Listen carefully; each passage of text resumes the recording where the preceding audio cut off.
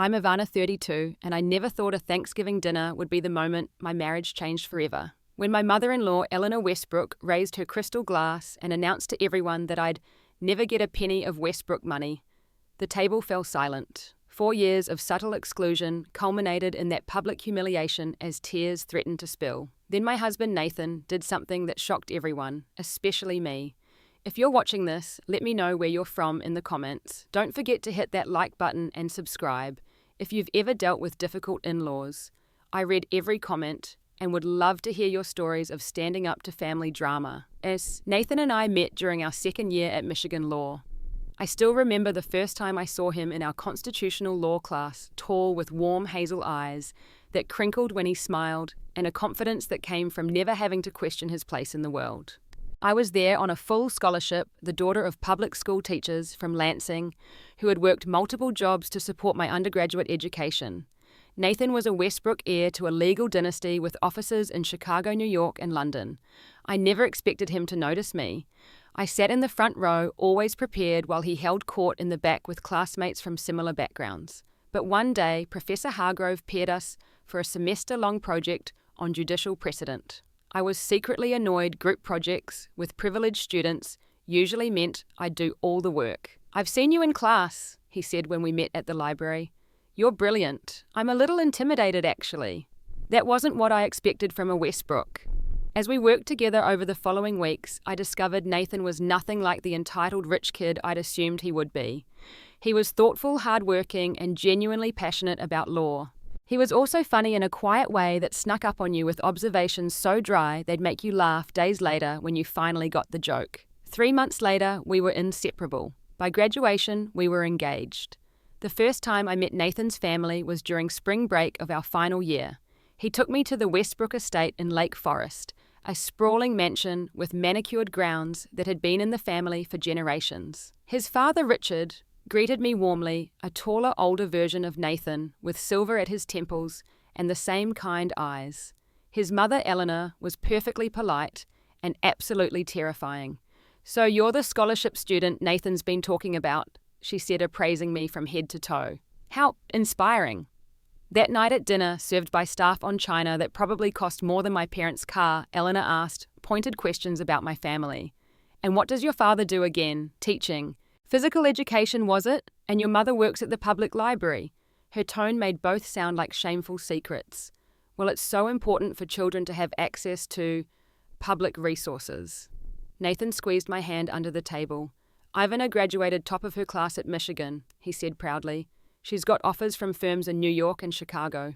"How lovely," Eleanor replied with a thin smile. "Though I've always found public interest work so much more suited to women. Less demanding hours, more time for family." That was the first of many interactions where the subtext was clear I wasn't what Eleanor had envisioned for her son. I wasn't from the right family, didn't have the right connections, and worst of all, had ambitions beyond being a Westbrook wife. When Nathan proposed 3 months later with a ring that had belonged to his grandmother, Eleanor's response was telling. "Well, if you're certain, darling, it's just that you're only 25. So much life ahead of you." The wedding was a grand affair at the Chicago Club with 400 guests, most of whom I'd never met. Eleanor took over the planning, dismissing my few suggestions with, "Trust me, dear, I've done this before." Amanda's wedding was featured in Chicago Social. Amanda was Nathan's sister, who had married the son of a banking family 2 years earlier. I wore the dress Eleanor selected, carried the flowers Eleanor chose, and smiled through a ceremony that felt more like a Westbrook business merger than the celebration of love I'd dreamed about. My parents looked uncomfortable in their new clothes, clearly feeling out of place among the social elite of Chicago. When my mother tried to help with my veil before the ceremony, Eleanor stepped in. "Let me, Alice. These things can be so tricky if you're not used to them." The only moment that truly felt like mine was when Nathan looked into my eyes during our vows and whispered, "Just you and me. That's all that matters." After the wedding, we moved into a brownstone in Lincoln Park, a starter home, according to Eleanor, though it was more luxurious than anywhere I'd ever lived. Nathan joined Westbrook, Kavanaugh and Shaw as expected, while I surprised everyone by accepting a position with the Legal Aid Foundation instead of a corporate firm.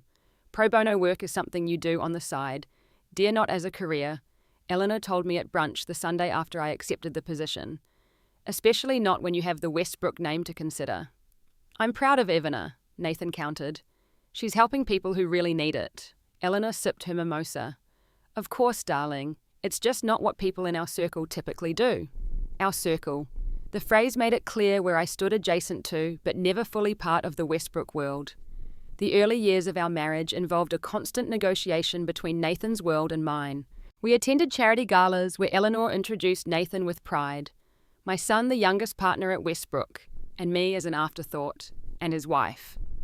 We visited my parents in Lansing, where Nathan endeared himself by helping my father fix the deck and discussing mystery novels with my mother. He's a good man, my dad told me while Nathan was out picking up pizza one night. He sees you for who you are. His mother doesn't, I admitted. His mother isn't the one who married you, Dad replied. But be careful, Vanna. People with that kind of money, they're used to getting their way. The class divide between Nathan and me became most apparent around money. I still checked price tags, calculated tips carefully, and felt guilty about splurges. Nathan spent without thinking, often forgetting the cost of everyday items. Once when I mentioned the price of milk had gone up, he looked genuinely confused. Has it? I honestly don't think I've ever noticed the price. Don't. The comment wasn't arrogant, just a reflection of a life where financial concerns had never been real. But the divide went deeper. Nathan had a trust fund that matured when he turned 30 family connections, that opened doors without asking, and the absolute certainty that safety nets existed should he ever fall. I had student loans despite my scholarship parents who couldn't retire and the bone-deep knowledge that one major illness or job loss could be catastrophic. The first Christmas after our wedding, Eleanor hosted a family gift exchange. Nathan's sister Amanda received a pair of diamond earrings that had belonged to their great-grandmother. Family heirlooms should stay with blood Westbrooks, Eleanor explained when she saw me admiring them. I'm sure you understand. Instead of jewellery, I received a subscription to an etiquette course. To help you navigate your new social obligations, the card read. Nathan noticed none of this. He'd grown up with Eleanor's subtle manipulations and saw them as normal even when they hurt me. When I tried to explain how his mother's comments made me feel, he would look confused. She's just set in her ways, Ivy. She doesn't mean anything by it. But she did, and as time passed, Eleanor's behaviour became less subtle, particularly as she realised Nathan wasn't leaving me despite her best efforts. By our second anniversary, Eleanor had developed a refined arsenal of tactics to make me feel like an outsider. There was the annual Mother's Day brunch, where every woman received a corsage except me. Oh, you're not a mother yet, Eleanor said. When I noticed, though, Nathan's unmarried cousin received one because she'll be a mother someday. Then came the Westbrook Foundation Gala, where family members were called to the stage for recognition. Richard and Eleanor Westbrook with their children, Nathan and Amanda's husband Christopher, the announcer said, following Eleanor's script. My name was conspicuously absent, though I'd spent weeks helping with the event planning. But perhaps the most consistent weapon in Eleanor's arsenal was Victoria Chen, Nathan's ex-girlfriend, from an influential banking family. Victoria was apparently perfect, graduated from Yale, worked for her family's investment firm, served on all the right boards, and most importantly, came from the kind of wealth that Eleanor respected. Victoria's family just donated a wing to the Art Institute, Eleanor would mention casually at dinner. Her grandfather and Richard's father were roommates at Princeton, you know. Such deep connections between the families. Or Victoria's sister just had her second child. Lovely family, the Chen genes blend so beautifully with the right partner. Each comment was designed to remind me that I was a substitution for someone better suited to the Westbrook legacy. Nathan would squeeze my hand under the table or change the subject, but he never directly confronted his mother about these remarks. The only ally I found in the Westbrook family was surprisingly Amanda. Unlike Nathan, she saw her mother's behaviour clearly. Mother has always been this way, she told me during a rare moment alone at a family gathering. When I was dating Christopher, she hated that his family made their money in real estate instead of finance or law. New money, she called them, though they've been wealthy since the 1950s. How did you handle it? I asked. Amanda laughed. I threatened to date a musician next. That shut her up quickly. Her expression grew serious. Nathan's different, though. He's always been her favourite, the son who would carry on the Westbrook name. She's harder on his choices. Despite Amanda's friendship, family events remained an exercise in emotional endurance. I tried everything to win Eleanor's approval. I volunteered for her charitable committees, learnt to make her favourite dishes for family dinners, and carefully studied the social rules of her world. nothing worked. In Eleanor's eyes, I remained the scholarship girl who had somehow tricked her son into marriage. The lowest point came after my miscarriage.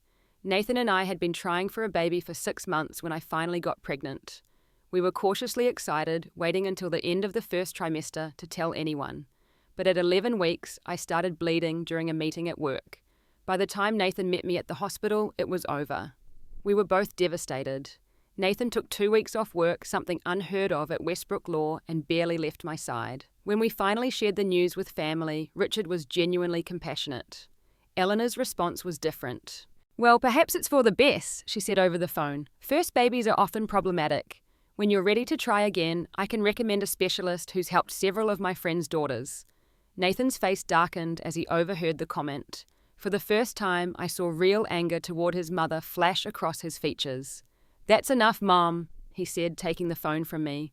"We'll talk when you can be supportive." It was the first sign that Nathan was beginning to see his mother clearly, though old habits died hard. When Eleanor called the next day with a tearful apology, "I was just trying to be practical, darling," Nathan forgave her immediately. I wasn't as quick to forget. After the miscarriage, a subtle shift occurred in our marriage.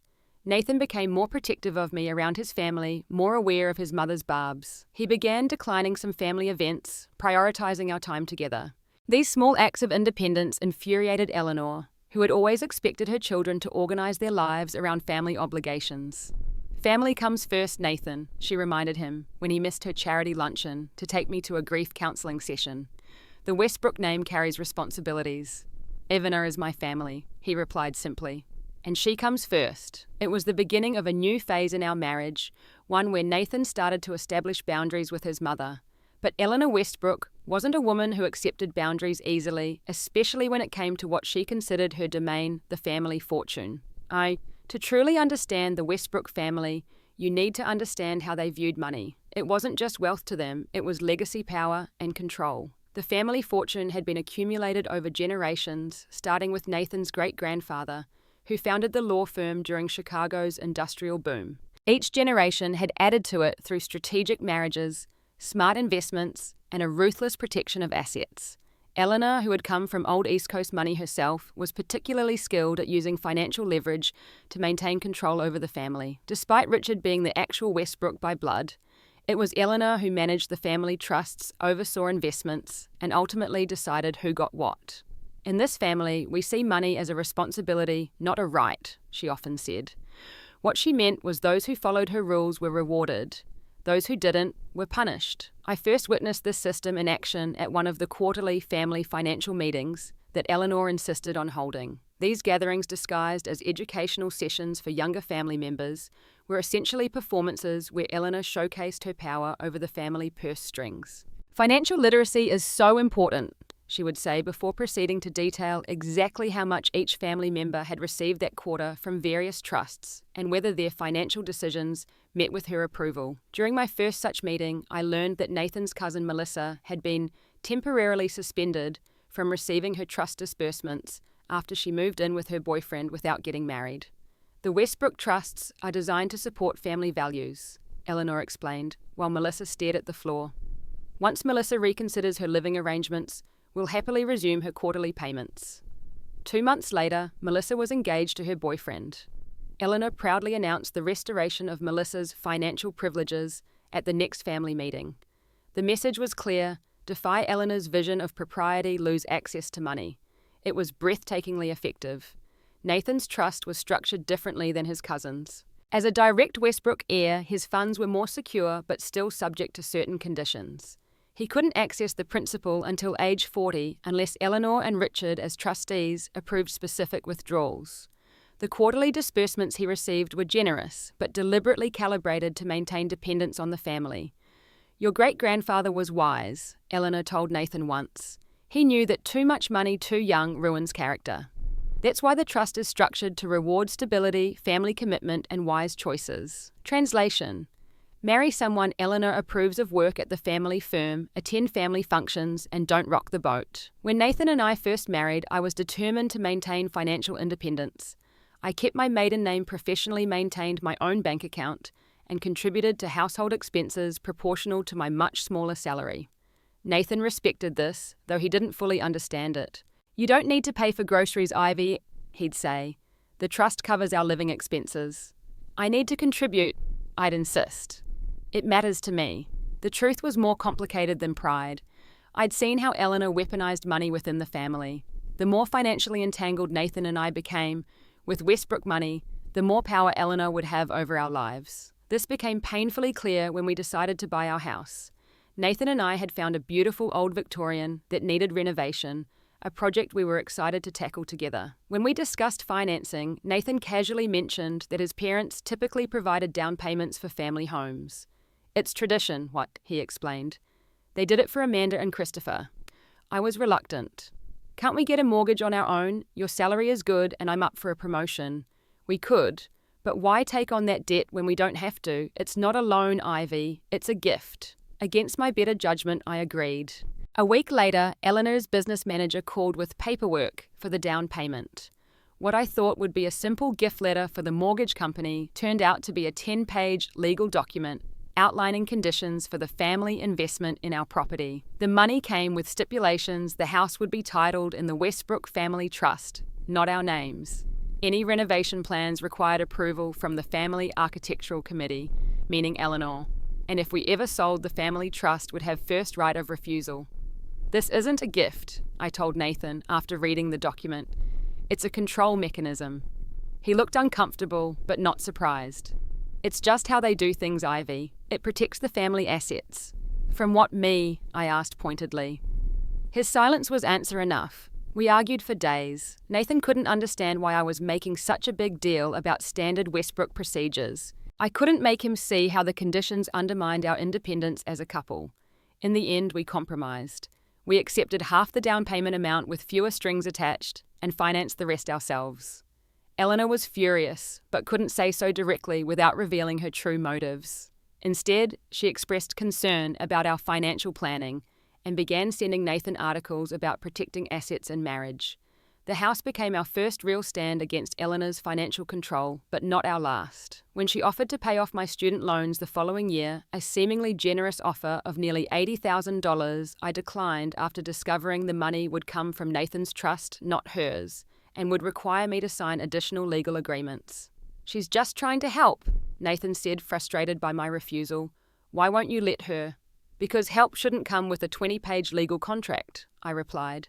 "Those aren't documents for a gift. They're documents for a business transaction, and I won't have a business relationship with my mother-in-law." As my resistance to Eleanor's financial generosity continued, I discovered she'd been keeping separate accounts of all family expenses, tracking who accepted what money and under what conditions.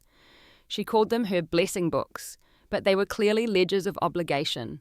Those who accepted more were expected to comply more. This system had worked flawlessly for decades, until I came along and refused to play by the rules. I've never seen anyone turn down Westbrook money before. Amanda told me admiringly after I declined Eleanor's offer to update my professional wardrobe for court appearances. "It's like watching someone refuse to breathe oxygen. I just don't want to be owned," I explained. Amanda looked thoughtful. "None of us want to be, but most of us settled for the golden handcuffs years ago." Christ. She glanced around to ensure we were alone. "Be careful though. Mother doesn't handle rejection well, especially when it comes to money. That's where she's most comfortable wielding power." Amanda's warning proved prophetic. As I continued establishing financial boundaries, Eleanor's behavior toward me deteriorated further. The polite facade cracked, revealing the ruthlessness beneath. And when Nathan began supporting my independence more vocally, she turned her attention to him as well. "You've always been the sensible one," she told him during a family dinner I couldn't attend due to work. "Don't let her strange ideas about money affect your future. The Westbrook legacy depends on proper management." Nathan repeated the conversation to me later, troubled by his mother's increasingly explicit criticism. "She talks about you like you're a temporary problem to be managed, not my wife." "That's because in her mind I am temporary," I replied. "She's still waiting for you to come to your senses and divorce the scholarship girl." He pulled me close. "Then she'll be waiting forever." But Eleanor Westbrook wasn't accustomed to waiting for anything. As she realized her usual financial tactics weren't working on me, and worse, were starting to lose effectiveness with Nathan, she prepared for more drastic measures. The annual Thanksgiving dinner at the Westbrook estate would become her battleground for what she saw as the soul of the family legacy. The weeks before Thanksgiving were unusually tense. Nathan and I had recently shared news with both our families that we were actively trying for a baby again 2 years after the miscarriage. My parents were thrilled. Eleanor's response was chilling. "I do hope you've consulted a genetic counselor," she said during Sunday brunch, "given your family medical history." My family had no concerning medical history, as she well knew. The implication was clear. She was concerned about my genes contaminating the precious Westbrook bloodline. Nathan, finally recognizing the deliberate cruelty in his mother's words, abruptly stood up. "We're leaving.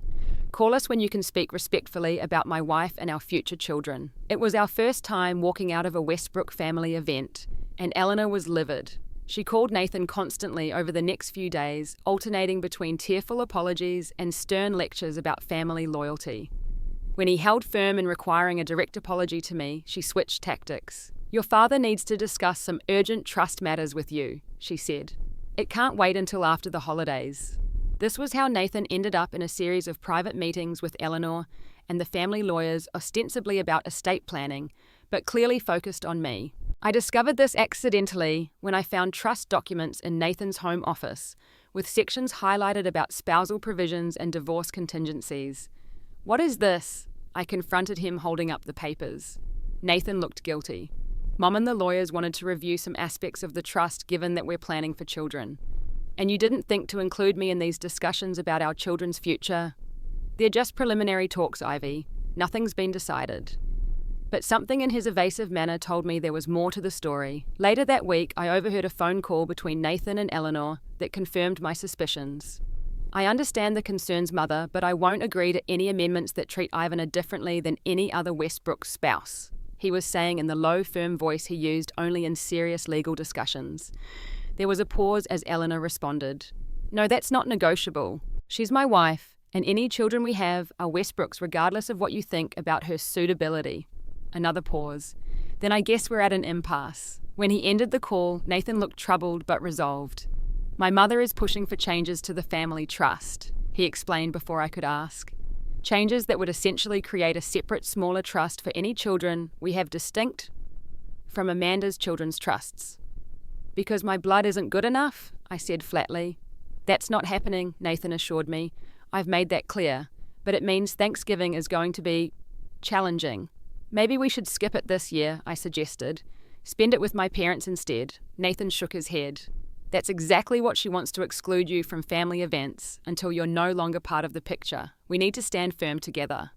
His sister Amanda called the next day with a warning. "Mother is on the warpath about Thanksgiving. She's been in meetings with the lawyers all week. Whatever you do, come prepared." As Thanksgiving approached, I felt a growing sense of dread. Nathan and I spent hours discussing strategies for handling whatever Eleanor might throw at us, but nothing could fully prepare me for what actually happened. The drive to Lake Forest was tense. Nathan kept reassuring me that everything would be fine, that we would face whatever came together, but I could see the stress in the tight set of his jaw.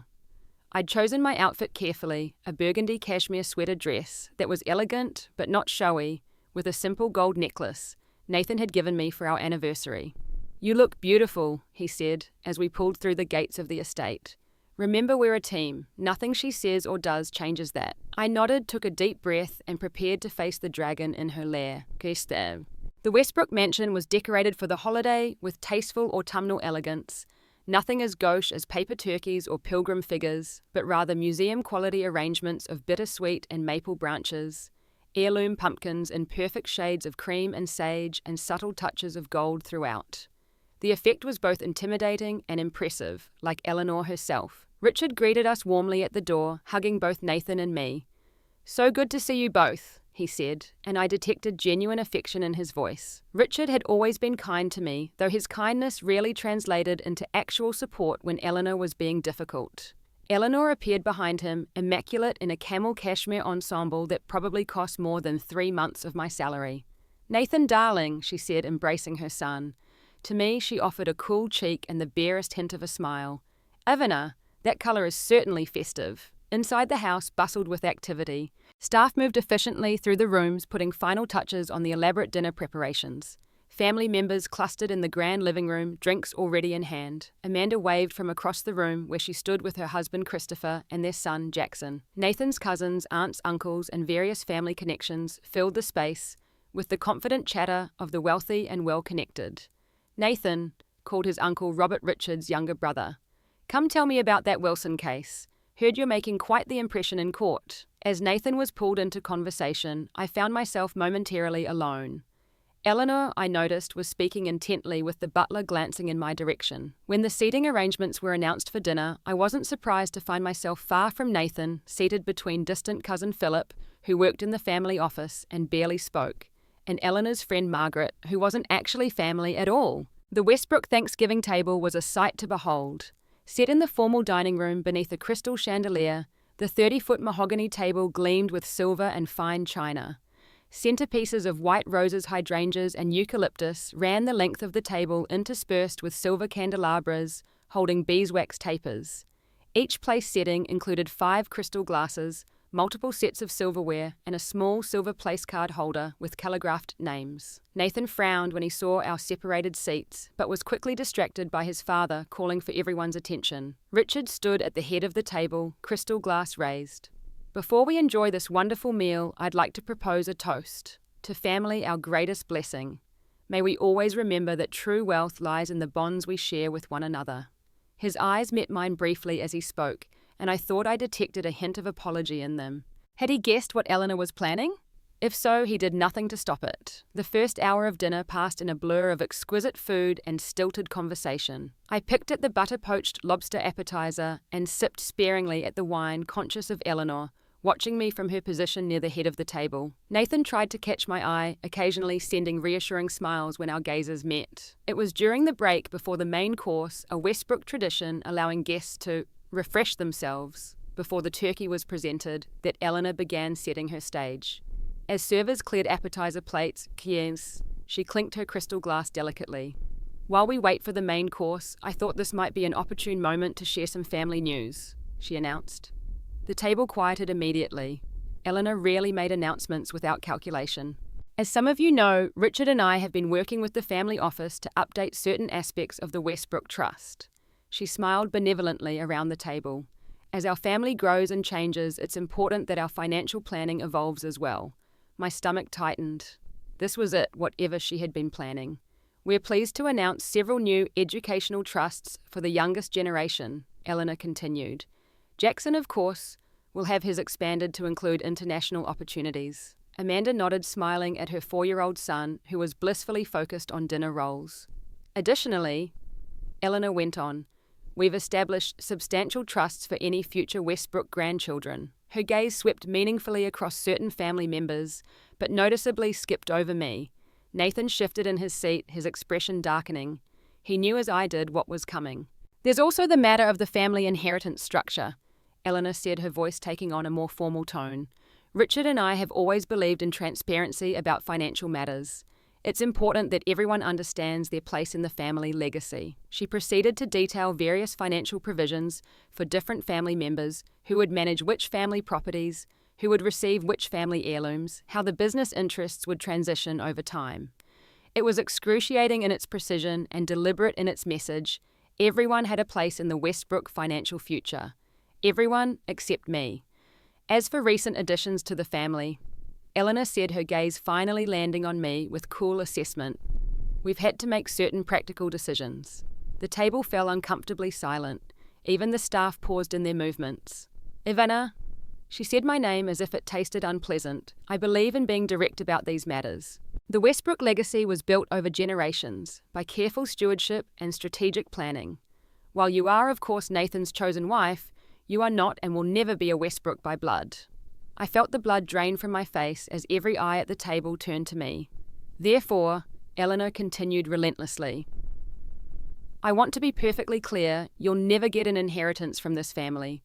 Any children you may have with Nathan will be provided for under separate, more limited trusts than those established for true Westbrook heirs. This is simply prudent estate planning, nothing personal. Nothing personal." As if she hadn't just publicly humiliated me at the family Thanksgiving table, as if she hadn't just declared that any children I might bear would be considered lesser than their cousins. I struggled to maintain my composure, determined not to give Eleanor the satisfaction of seeing me cry. Margaret patted my hand awkwardly, while Cousin Philip became intensely interested in his water glass. "Mother," Amanda's voice cut through the silence, sharp with anger. "This is completely inappropriate." Eleanor smiled thinly. "It's simply practical, dear. Everyone should understand the financial structure of the family." I finally found my voice. "If you'll excuse me," I said quietly, placing my napkin beside my plate. "I need a moment." As I stood to leave the table, fighting back tears, Eleanor's satisfied expression told me everything. This was exactly the reaction she'd wanted to drive me from the table, from the family, and ultimately from Nathan's life. In her mind, she had won. What happened next changed everything. Nathan's chair scraped loudly against the hardwood floor as he stood up. His face was calm, but his eyes blazed with a cold fury I had never seen before. "Sit down, Ivy. He said firmly. "You don't need to leave. Mother is the one who should be excusing herself." Eleanor's smug expression faltered. "Nathan, darling, don't be dramatic. These are simple financial facts that—" "No, Mother." Nathan interrupted, his voice carrying easily through the silent room. "There's nothing simple or factual about what you just did. That was a deliberate, calculated attempt to humiliate my wife and assert control over our future." He looked around the table, making eye contact with various family members. "For those who might be confused, let me clarify a few things. First, Ivana is my wife, not a recent addition or an outsider, but my chosen partner and the love of my life." My heart swelled as he continued, his voice growing stronger. "Second, the updates to the family trust that Mother mentioned have been proposed but not approved. As a principal beneficiary, I have certain rights regarding how the trust is administered, rights that I've recently become much more interested in exercising." Eleanor's face paled slightly. "Nathan, these are private family matters that concern my wife and our future children," he finished for her. "Which brings me to my third point." Nathan walked around the table to stand beside me, placing his hand on my shoulder. "Ivana and I are expecting a baby." Gasps and murmurs erupted around the table. Even I turned to look at him in shock. "We had been trying, yes, but I wasn't aware of a pregnancy." "I found the test in your bathroom drawer yesterday," he whispered to me quickly. "I was waiting for you to tell me when you were ready." Tears filled my eyes this time.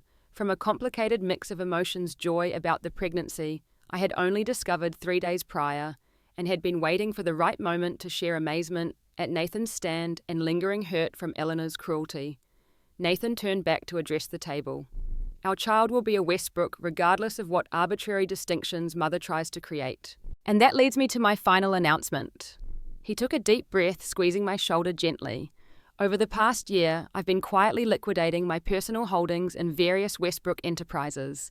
As of last week, I've resigned from the family firm to start a new practice with Ivana focused on family advocacy law." The silence in the room was absolute. Eleanor looked as though she might faint. "I've also transferred my portion of the trust that I'm legally able to control into a new separate trust, one that treats all Westbrook descendants equally, regardless of who their mother is."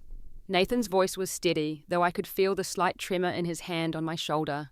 "In short, Mother, I don't need your inheritance, and neither does Ivana. We've created our own." Richard, who had been silent throughout this exchange, suddenly stood. "I think that's quite enough drama for one Thanksgiving," he said firmly. But instead of rebuking Nathan, as Eleanor clearly expected, he turned to her.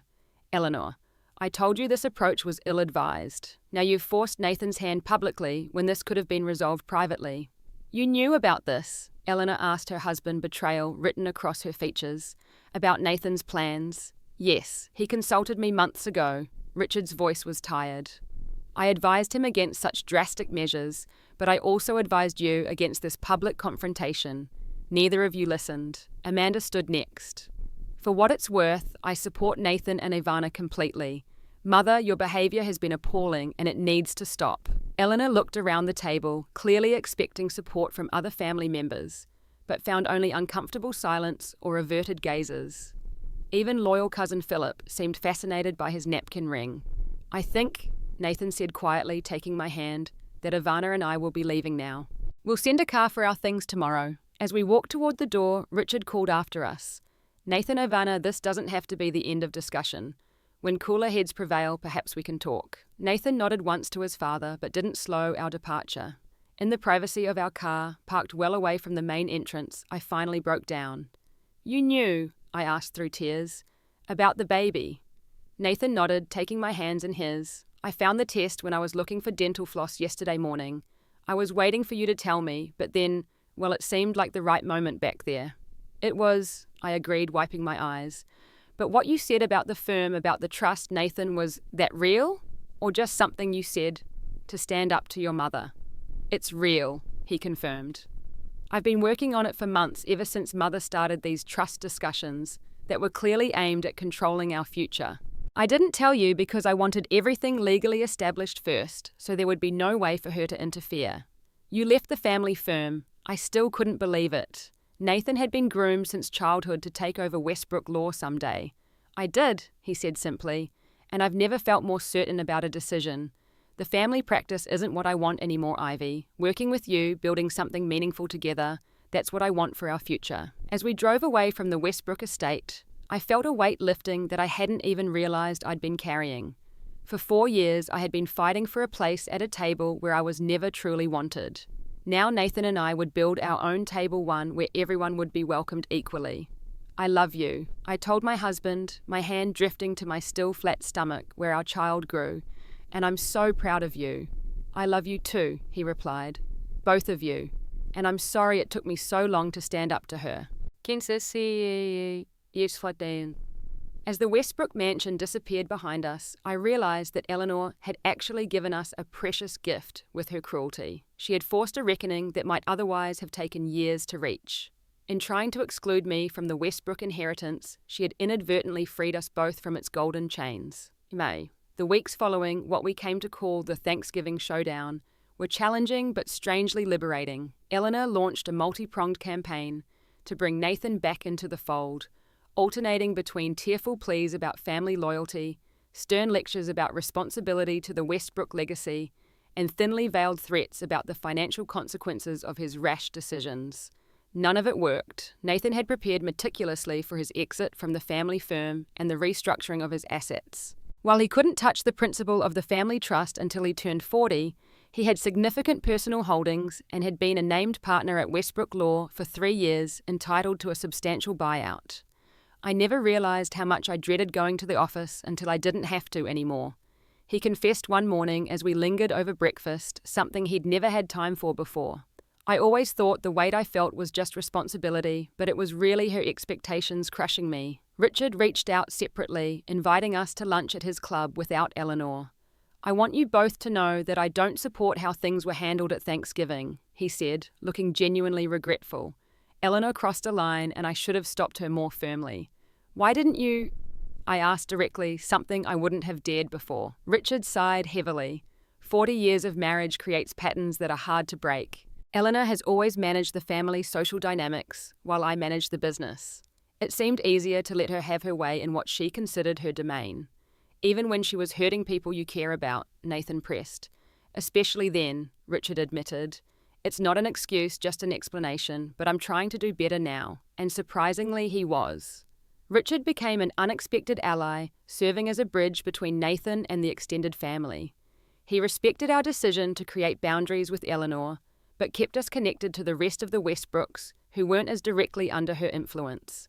The most remarkable transformation, however, was in Nathan. Free from his mother's constant judgment and the weight of family expectations, he blossomed.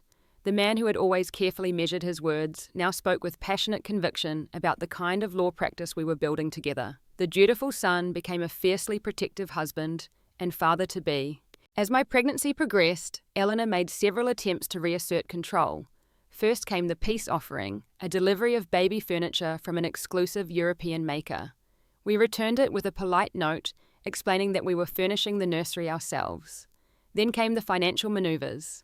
Eleanor convinced several family members to withdraw their personal legal business from Nathan, hoping economic pressure would force him back to the firm.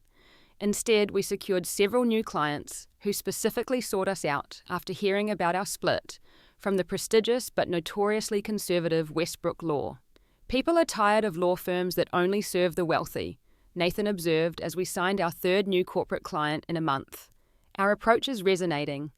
By the time I was 7 months pregnant, Westbrook and Westbrook Law Associates was thriving in our renovated office space in Wicker Park, deliberately far from the downtown high-rise, where the family firm occupied 3 floors. We specialized in family advocacy, combining Nathan's corporate expertise with my public interest background to serve clients from all economic backgrounds. Eleanor's reaction to our success was predictable. She pretended it didn't exist. At family gatherings we still attended, now carefully selected and always with clear boundaries, she would ask Nathan pointed questions about when this phase will run its course, or make comments about temporary career detours. "She still thinks I'm coming back," Nathan remarked after one such interaction. She can't imagine a world where her plan isn't ultimately fulfilled. When our daughter Sophia was born on a bright April morning, Richard arrived at the hospital with flowers and genuine joy. "She's beautiful," he said, cradling his granddaughter carefully. "She has your eyes, Ivana." Eleanor sent an impersonal arrangement of white lilies with a card addressed only to Nathan, making no mention of either me or the baby.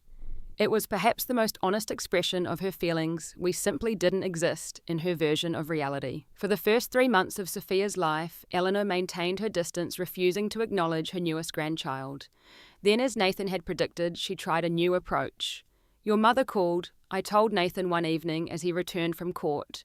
"She wants to visit the baby." Nathan raised an eyebrow. "What were her exact words?" I smiled at how well he knew his mother. She said, and I quote, "I suppose it's time I met Nathan's daughter." "And what did you say?" I told her she's welcome to visit her granddaughter Sophia when she's ready to acknowledge me as your wife and Sophia's mother, and that she needs to call ahead to schedule a time that works for our family. Nathan laughed. "I bet that went over well." "About as well as you'd expect," I confirmed.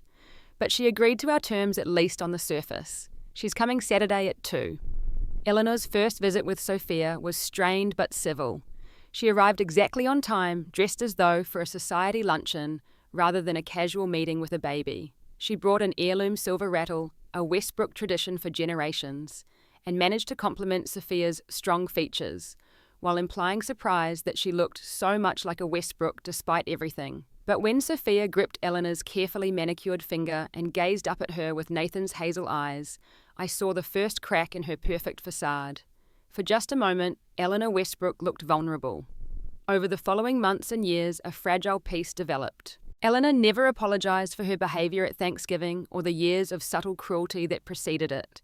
But faced with the choice between maintaining her pride and having a relationship with her son and granddaughter, she reluctantly chose the latter. Our boundaries remained firm. We declined financial entanglements disguised as gifts. We corrected disrespectful comments immediately. We limited visits to durations that worked for our family. And most importantly, Nathan and I presented a united front on all matters regarding Eleanor. Richard continued to serve as family diplomat, gradually becoming more assertive in checking Eleanor's worst impulses. 40 years of patterns are hard to break, he reminded us, but not impossible to change. Perhaps the most unexpected development came 3 years after the Thanksgiving confrontation, when Richard passed away suddenly from a heart attack. His death shook the entire family, but especially Eleanor, who had never imagined life without her husband. At the funeral, she clung to Nathan's arm, suddenly appearing older and smaller than I remembered. "He was so proud of you," she told him, with what seemed like genuine emotion. "He told me that standing up to us was the moment he knew you'd become your own man." In the aftermath of Richard's death, and the family discovered he had made significant changes to his personal will without Eleanor's knowledge. While the bulk of his estate went to her as expected, he had created a separate private trust for Nathan and me, one that explicitly recognized me as a full and equal member of the Westbrook family, and provided equally for all his grandchildren, including Sophia and the son we were expecting.